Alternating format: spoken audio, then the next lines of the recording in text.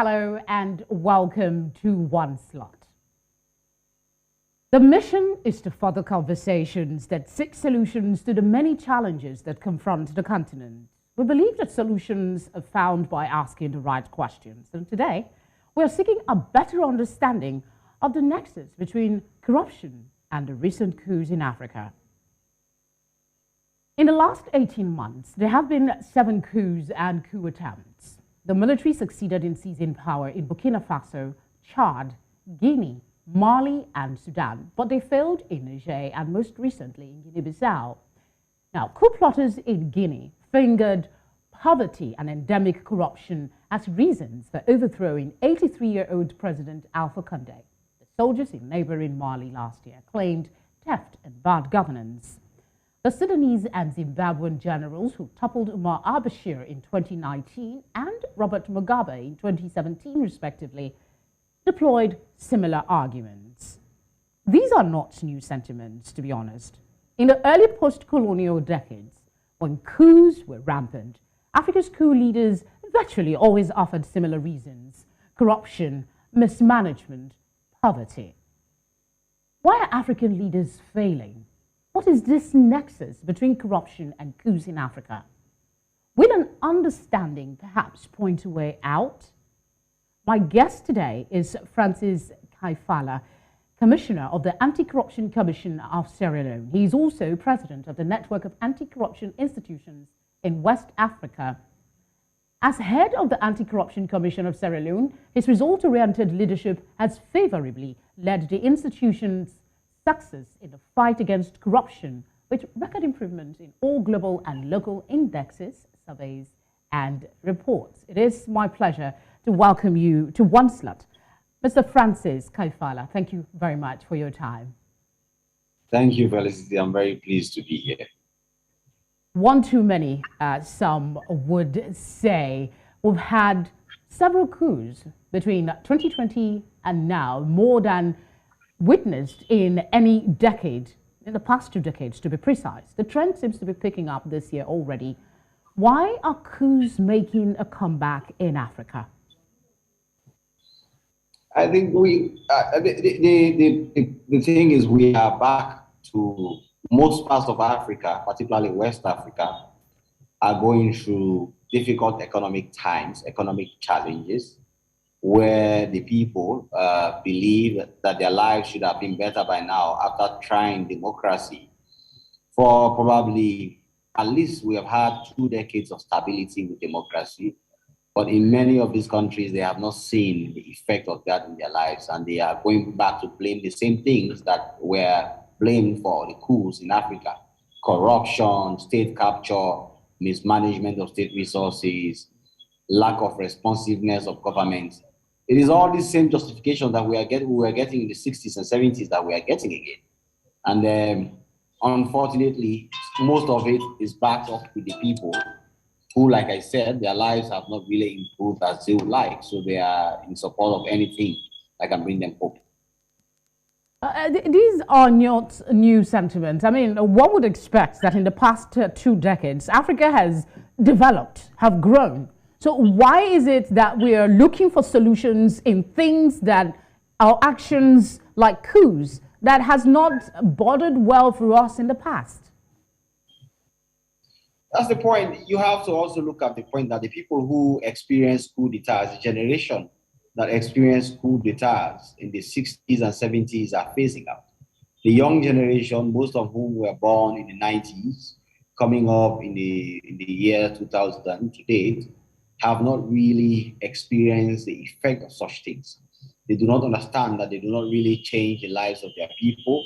In fact, every time a country has coup d'etat, it has the tendency of taking that country backwards more. So the little progress that they have made is being taken for granted. They do not, and the coup leaders are capitalizing on this to seize power in their respective countries.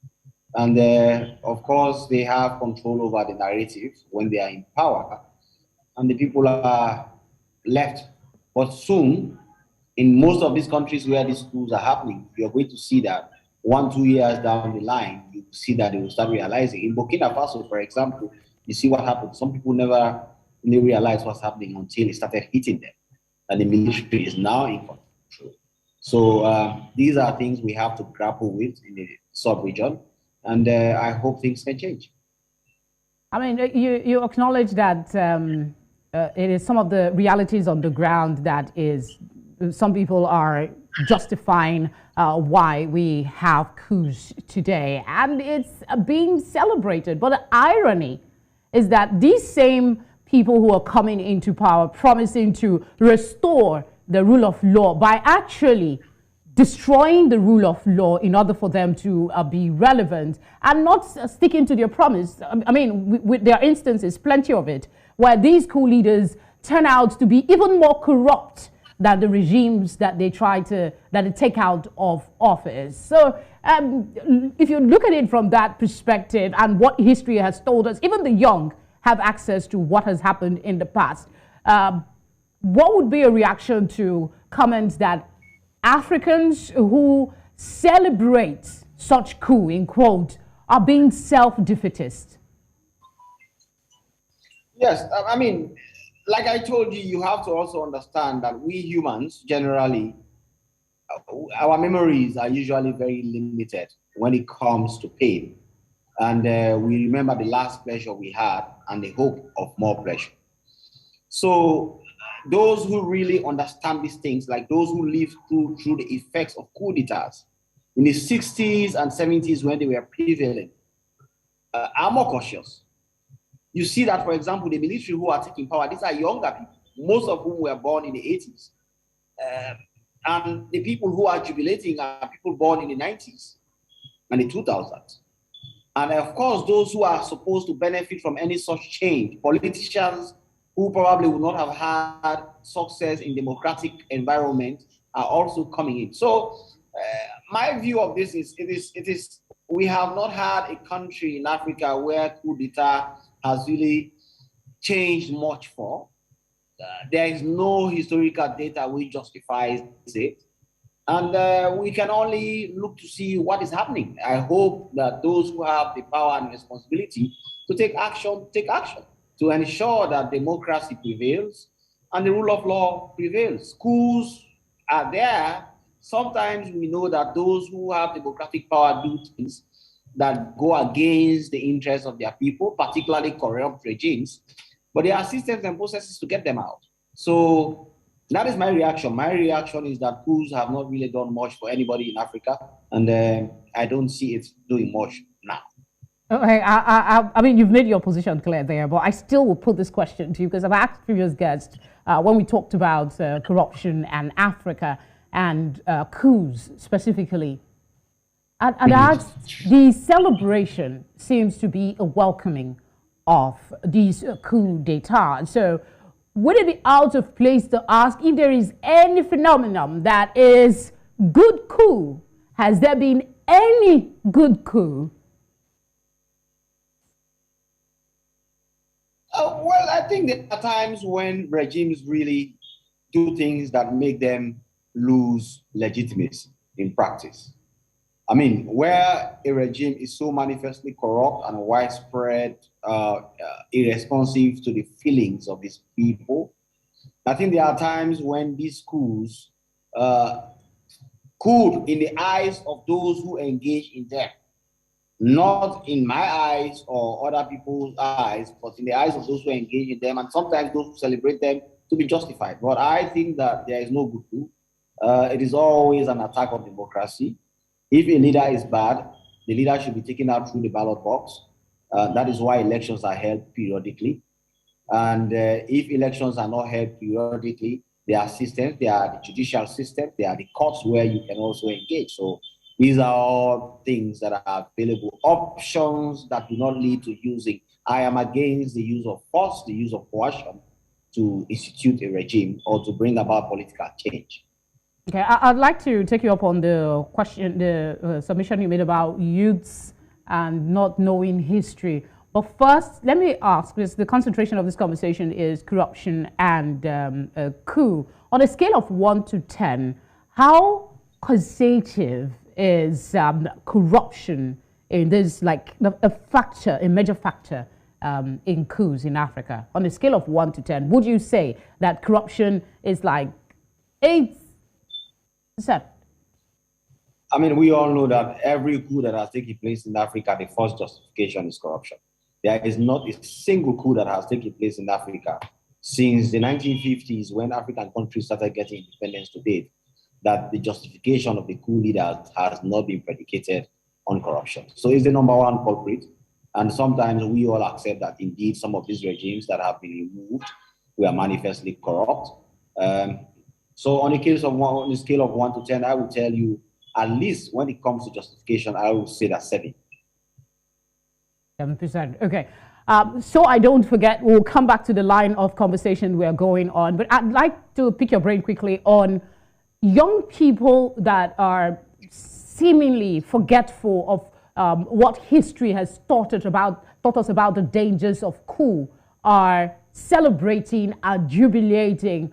Would you say it's a failure of our education system, or is a failure of the custodians of history from impacting on the young the importance? Because some of these coup leaders, I wouldn't say they don't know about coup and the dangers that it pertains. So why do they always choose that route, and why are the young people seemingly embracing this coup? We have to understand this from the point of view of we humans. Like I started by saying, I studied behavioral economics, and one of the things we know that humans tend to lay more emphasis on present pleasure than past pain. So these are all factors at play. Yes, the educational factor has a role to play. History has to be able to delve more into these things, particularly the effect they had on Africa. I am not sure how this is being done in every country on the continent, but I certainly know that it is part of the syllabus. I studied it when I was in school. Coups in Africa was part of it, from Ghana to Gambia to Sierra Leone to Guinea. Every country that had coup d'etat, I studied when I was in school. So I will assume that it is done. But we have to look at it from a behavioral aspect. The emphasis on present pleasure, the emphasis on hope. When these military leaders come, they come promising hope, promising change. These are all charged wars that people who have not really lived the experience really will not understand it deeply, and they are ready to lay their hopes and bets on that hope. And that is what is happening in Africa. Again, I don't think somebody who lived, for example, in Ghana in the 60s and early 70s, or who lived in Nigeria when they saw leaders being killed and the military coming in, even up to the days of Sani Abacha, or who was in Sierra Leone when the military took over power in the early 1990s, will be very, that person will be very cautious when it comes to military takeover and things like that. I think we have to emphasize democratic processes more, and we have to learn to settle our differences without calling on the military to come from the barracks to occupy spaces that democratic processes should occupy. Good to know you're still with us. We still have Mr. Francis Kaifala with us, and we're looking at the nexus between corruption and coup in most recent coups in Africa. Now, most of the countries where military takeovers have happened in the past year have scored low in the 2021 Corruption Perception Index of Transparency International. Why would you say corruption is endemic? Let's start from there. Would you agree that it is endemic? And let's start from there first before I ask another. I think corruption is very endemic. And in fact, West Africa, if we have to go by the data that is released by Transparency International, is the most corrupt part of the world. And most times corruption is endemic where there is also endemic poverty. So and these countries are countries where there is large scale of poverty and inequality. So yes, I would admit that corruption is endemic in these countries where coup d'etats have been taking place. What kind of corruption are we talking about? Because it cuts across all facets. I mean, there are three kinds. We have grand corruption, where public officers, usually highly placed, use their offices to enrich themselves, to embezzle public funds, to divert public funds, to provide advantage to their friends, cronies, and families and relations. And you have, of course, state capture, where you have businesses and people who have authority wield enormous power within the public space and have a large share of things like contracts. And also you have petty corruption or administrative corruption, which is more on a low scale, but that corruption is very, very corrosive. It is the bug kind of corruption. It eats the very fabric of the country little by little until it destroys everything. And all of it are prevalent in all of these countries that we are talking about. So what is this connection between it and the coups that we have? It's used as excuse, yes, but then you understand what I'm trying to ask. It is used as excuse for coups to happen. What is this connection that makes it imperative that people continue to say corruption is the reason we're coming in? Because the packaging of the message. It's easy for you to say that these people we are removing from power are rich and you are poor. They are using all the money to provide you health care, feed you and your children, give them good school, to enrich themselves. It's easy to point to examples. So the packaging is important for acceptability and legitimacy. So corruption is already prevalent, so it's easier to package and weaponize it as a message for the minds and attention of the people, and then for you to use it to continue your leadership. Okay. The specialists in your field are telling us to begin to prepare for not the possibility, but the eventuality of coups in Africa. I want to ask your perspective on that. What is the level of probability that further coup in Africa is inevitable? I think that countries have realized that this is becoming a pandemic. You know, when something happens in one place, it happens in another. You saw the swift reaction from the ECOWAS. You see the swift reaction from the African Union and other actors in the international scene like the United Nations, the European Union, and every other institution that has interest in Africa has now come in strongly to say this has to stop. The probability is always there, but I think it is very low. You can see that the attempt in Guinea-Bissau failed. I believe that most of the ones that we tried, if they do at all, will fail because countries are now ready. In Sierra Leone, for example, I saw a memo from the military where they were even warning that no soldier should be in any vehicle along the streets of Sierra Leone without a proper justification and approval provided by a senior authority. So countries are now ready. They've realized that we are going back to the 70s and 60s, and that is unacceptable.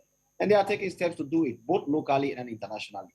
The probability is now very low. Okay, at the third part of this conversation, we'll look at some of these steps that you mentioned, if any really that we can point to. Still talking corruption though, let's get your view on the regional blocs like AU and ECOWAS and the effectiveness of other bodies' use of sanctions when we have coups like this. We have scenarios in Guinea, for instance, where the deposed president engineered constitutional changes in 2020 to enable him serve a third term. It is a common practice now. Several leaders from Uganda's Yoweri Museveni to Ouattara in Cote d'Ivoire, the ECOWAS powers are being muted. That's what the sense we're getting, despite all the noise and energy that you mentioned, that they take out sanctions when it comes to these constitutional coups. My question would be, are there options to help, so to speak, or mute bodies like ECOWAS and others to discourage officers like the guy Damboya, that's the name, to step in, promising to save the people? Yes, I think the international system needs to have more teeth. I am one person who believes that ECOWAS, for example, should have a standby army. We cannot be reactionary. People have to understand that when you make threats, you must be capable of backing them up. So I believe regional blocs like the ECOWAS should have their standby army to which member states can contribute, and they should be ready to intervene in such situations where processes fail. But also, I believe that the institutions have to be ready. First of all, they should have a minimum content of rules. If there is no second term, there is no second term across the board. Any president who seeks to subvert that should be treated the same way coup d'etats are treated now, because I believe that's a constitutional coup d'etat against the people by leaders who want to perpetuate themselves in power. So these are all wider conversations that the ECOWAS bloc should be having. And if we want to rid Africa of the problems we are facing, we have to be realistic in our approach, but also we should make sure that promises we make or threats we make, we back them up by action. And one of them should be that a leader who interferes with the constitution, decisive action, should be taken against that leader the same way decisive action should be taken against the military who leave the barracks and take over their country using force of arm. I don't know whether I'm going to put this right. The bodies, these regional bodies, some of their mandate is to stand against any unconstitutional takeover of power. But we also have scenarios where corruption and all kinds of things have led to leaders changing their constitution to stay in power. That's the part I was going to. Doesn't this in some way affect the ECOWAS and AU's powers? Yeah, that's what I'm saying. It's a coup by those leaders against their own people. It's not because you are in power does not mean you cannot commit coup against your own people. If you use the constitution to perpetuate yourself in power, you are no different from somebody who uses guns to take over power. It's just the approaches that are different. So I think that ECOWAS should have a common position on those issues. For example, if there's no two-term, there's no two-term. You go two-term, that's it. Any attempt to go over it, whether by constitutional manipulation or change, whether or not you justify it with the support of your people, the ECOWAS institution or the AU should have a common position on this. Because in that situation, you are giving justification to the military, like Doumbouya has done in Guinea, to take over power. But taking over power was not just affecting one man, Alpha Condé, who may have changed the constitution. The people may have been affected. So that is why ECOWAS has to make sure that their positions are decisive. It is forward-looking, but it is also preparing to ensure there is fairness on behalf of the people of ECOWAS, not just the leaders. Okay, is it possible to maybe talk about some of these tweaks that you'd like to see in the way they handle cases of corruption in these countries before it escalates to the point of becoming some other officers coming to say, we want to take care of things, we want to save the people using the mechanism of coup? I think first of all, they should have good data system. The data that we have are usually coming from institutions like the Transparency International, which African institutions have always tried to challenge. I am not ready to argue with that, but I think that they should ensure they have good data system and believe in it. And they should have proper diplomatic means to contact these countries, to explain to them the dangers of all of this, to be able to ensure that, for example, most of these things are happening because initially there will be a breakdown of rule of law. There will be a system of massive economic breakdown. And there will be serious malcontent among the people against their government. These things don't hide. It is good for these leaders to speak to themselves, but also they should have envoys. For example, we have the head of political affairs in the ECOWAS. Those are their responsibilities, to advise these countries openly and clearly and fairly across the board on some of these issues, but then be ready to do it. But the second part is also policy. Like I said, if the ECOWAS region does not want manipulation of the constitution for any president to go for 3 terms, let us have a common position. Say no one president should be for president for more than 12 years. And if the terms in your country are 2, it cannot be above 7 years, but also you cannot go for more than 2 terms. That is a policy tweak.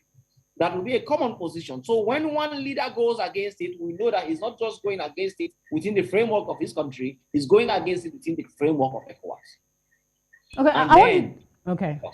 Go ahead. Finish your thought. And then, of course, if these things happen, it is easier to predict what ECOWAS can do or say. True. I want to roll back a bit and speak on the economic impact. We already have a precarious situation in our hand where there is high levels of unemployment across the continent. What would be some of the, what would be the tipping point if we continue towards this path of coups and escalating corruption for the economy of the continent? I have a feeling that every time there's a coup d'etat, there's a reversal of the progress that the country is being made. And that has, we cannot continue to be making gains and going backwards. And that is what is happening. If we make progress democratically, sometimes it's because even in these countries where they are crying economic hardship, yes, there may not be the trickle-down effect on the pockets of the people, every one of them, in terms of economic terms, but the macroeconomics might be there. There may be infrastructural development. There may be institutional improvements. There may be technical improvements in the country, which lay a foundation for long-term growth and development, which may eventually trickle down into the economics of the pocket of the people. So we cannot be reversing it by these coups. I don't know how that is going to happen, but we have to take conscientious steps to make sure that certain things are a no-no, and coup d'etats are one of them.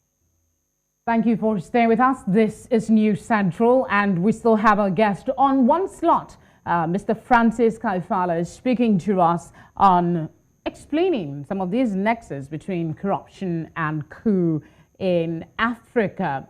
Mr. Kaifala, are you with us? I am.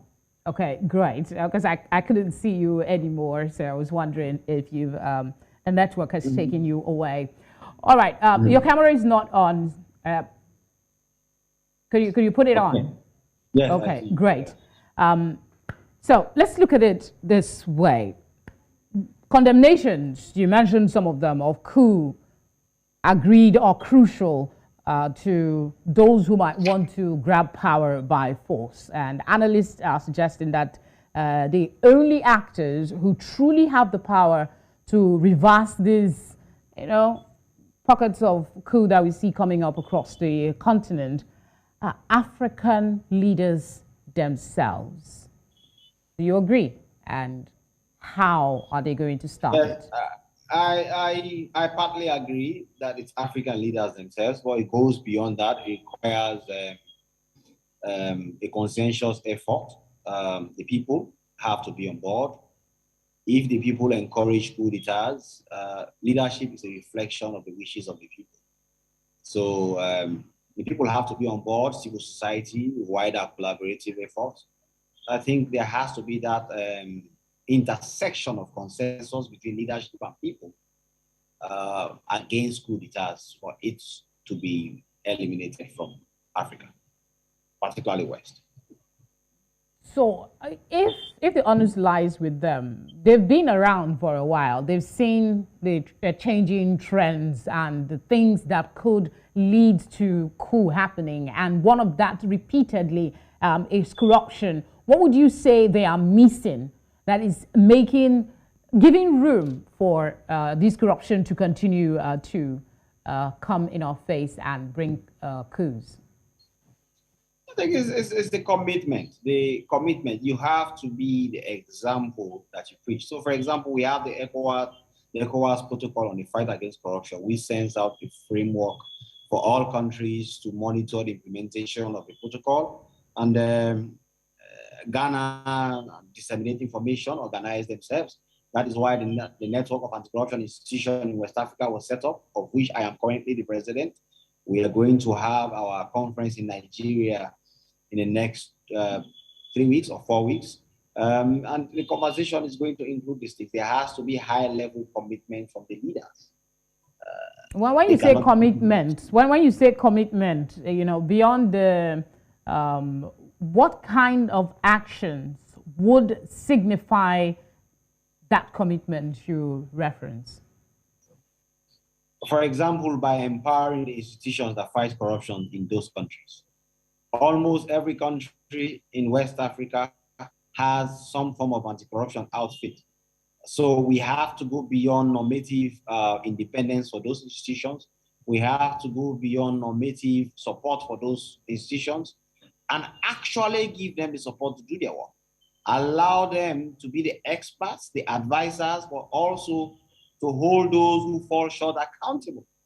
So that is one area that commitment will be shown if the anti-graft institutions have the power, ability to be able to actually do that which they are provided by law to do, i.e. fight corruption, hold people accountable, ensure that there is justice, and of course, eliminate impunity from the system. Yeah, I'm sure when particularly impunity is eliminated, there is a lot more belief and trust in the system, because one thing that corruption does, it has a very corrosive effect. It attacks trust. And when there's a distrust with political leaders, the political leaders and the people, including the military, then of course, you know the effect. The people tend to take the power into their own hands when they do not trust the system, for example, the system of justice, to doing what it has to do for them. All right, I don't know what obtains in your country, but I think in Nigeria, the people that fight, the anti-corruption chiefs, so to speak, are oftentimes appointed by the sitting president. Don't you think that is something that should be looked at in part? If we're going to be fighting corruption, there should be some independence for this institution. What's your take about the leadership of anti-corruption agencies across Africa being appointed by their president? I think it is more complex. I know that, yes, across the continent, the best practice is that the president appoints the anti-graft chiefs, including myself sitting here. But I think the problem really is not the appointment. It's about the courage of those who are appointed to do what is right. And also for them to have the required support mechanism. Some institutions don't have the resources to even fight corruption.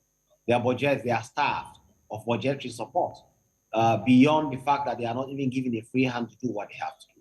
So there's a wider conversation around the operation and functioning of these institutions that go beyond merely the appointment of a person. Somebody can appoint somebody, but then that person has the ability to do what is right, what is just, what the law prescribes, and be able to do this fairly. So while I agree that the appointment could be a problem, particularly psychologically, but also practically, but the most important framework is the functionability of these institutions and those who are appointed to head them. Okay, well, I mean, it is debatable, because some people will say, if I give you power, I can find a way to manipulate your actions in a certain way, no matter how much, how honorable or courageous you are. If you're not playing to my tune, there's every tendency that I might put stones in your path to stop you from achieving your purpose. And at the end of the day, that, you know, makes handicap of the work that anti-corruption agencies are taking on. Don't you think it is an important thing that should be reviewed? Because if, no matter how courageous you are, the people that appointed you could put hurdles in place.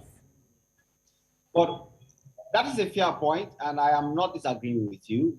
But what stops it from being the case if even you are appointed by somebody else or through some other path? We all know that executive presidents in Africa are very powerful. They are so powerful that they are only close to being a king. So what stops those hurdles to be from being there if, for example, you are appointed by the legislature? If you are appointed by the civil society or through a complex process, you will still occupy an office that has a president who has enormous powers, and that president has the ability to control the resources that are allocated to you. That president has the ability to engineer processes around you, including going into the parliamentary system to impeach and remove you. That president has the ability to use the state security apparatus against you, including the police. They can plant evidence on you and raise a lot of negative propaganda around you.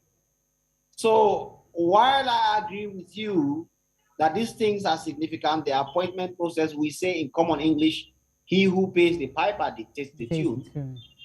But then, is the solution really changing the piper? We just create a new piper. It is about institutions working. It's about institutions being independent. It's about institutions being incapacitated to do what to do. I have never, ever thought that the problem lies merely because the president appoints somebody. I believe it goes beyond that. I believe it is institutional decay and the lack of proper functionability of these institutions that is really causing the problem. I guess that goes back to the commitment you talked about from leaders to equip the anti-corruption agencies with the right tools that they need. Another factor I would like you to speak on is the trust of the people. Some of these anti-corruption agencies that, you know, are supposed to be fighting corruption are seen by some citizens as being used to hound those who are not members of the ruling parties in some cases. And there seems to be a debt of trust between these anti-corruption agencies and the people. Isn't that wouldn't addressing that as well be one way to begin to revamp the corruption fight and in the long run might help with the war against coup? Yes, certainly trust is important, and trust also in the institution that fights corruption is definitely important. But that is a source of power which an anti-graft institution has to understand, particularly an anti-graft leader. You need the people to be with you. You need to recruit their support. They need to be with you. If they do not stand with you and they are not supporting you, the day you are removed, nobody cares about your removal. Even the president will not be afraid to interfere with you. If a president thinks that if he removes you, he can be punished because there will be elections and people will vote against him for removing a powerful anti-graft fighter, then that is an advantage to you. So one of the ways of doing that, and which, for example, in Sierra Leone we are doing very well, is public education. But also, it is about what you do. The public raise, there are whistleblowers, there are these days on social media issues come up, and of course there are high-level corruption issues that come up. It's about what you do, your actions. How does the public filter and process them? Do they see you as being fair in your work? Do they see you as being responsive to their requests, to claims? Do they see you as holding people in the system in which you are operating the same way as you are holding other people who are outside of it? These are all factors that determine your credibility, your acceptability. And of course, it is very significant for every anti-graft fighter to be wary of this and to keep it in mind as they do their work. Because if you do not have the support of the people, then of course, you are taking as an elitist endeavor. You are just part of the regime, and being part of the regime means you are not different from the minister who is a politician or the president's boy. How optimistic are you? I just wanted to stay on this before we move to the concluding part. How optimistic are you that African leaders will make the needed efforts to begin to retrace their steps and improve on governance and transparency? I think these coups are a reminder to these other countries where coups have not taken place that people are unhappy because the level of discontent on the continent is high. That is mainly because of the economic discontent. Because I believe when we have a proper trickle-down economics, where people do not see inflation going up, where basic commodities, the prices of them are not changing around them every morning, when people work and they are paid fair wages for their work, they can have a decent life of dignity in their line of work. They do not live in a society where inequality remains to be galloping, and whilst the 1% continues to be richer, and then, of course, the majority, 99%, continues to live in poverty, then, of course, you will know that you are making effect as a politician, but also you are not at risk because nobody really will care about you. I believe that most of our politics is only around election time, where people go about their normal business without really caring, and They are not interested in what is happening within the political machinery when their lives are better. So I believe there is a reminder to all politicians, the leadership, the political class, that the Africa we are in is not ready to compromise, that they have to produce, and it's not the time for excuses and explanations. It's about making the lives of your people better. And I am optimistic that they are listening and they are aware. All right, let's go regional and international now. These regional bodies and international players, when it comes to coup in Africa, we mentioned how important their role is. Is there ways you would suggest that these regional bodies and international partners can act to preempt and destabilize any coup attempt? Because the playbook seems to be evolving when it comes to coup d'etats in Africa. Well, coup d'etats are surreptitious, usually. It takes high intelligence around a leader to be able to know them, even within the country. And I would be unfair to think that people outside of the country would have any more advantage than them. So, and if you read The Art of War, it will tell you that speed and secrecy are the backbone of surprise. And any coup that does not come as a surprise is likely to fail. So I don't think these coup leaders have read The Art of War. They understand exactly what to do. I don't think it is easier to preempt, but it is also possible to see that there are factors at play that could lead to military intervention. And that is where their action comes in. How do they take immediate steps or more appropriate steps to ensure that the issues, the discontent, the problems that are brewing, for example, when Alpha Condé wanted to change the constitution in Guinea, he didn't do it in a day. Everybody knew that that issue was going on for a long time. Ministers were resigning around him. Controversies were going on. Constitutional issues were happening. The opposition were demonstrating. I visited Conakry several times. There was a time I went there at night. I met the place like a war zone. My bodyguards and everybody were so scared by the time we got home. So it's not something that just happened in a day. But the question is, what did they do? The international community, what did they do to ensure that it does not escalate to a coup d'etat or for military intervention or even civil wars?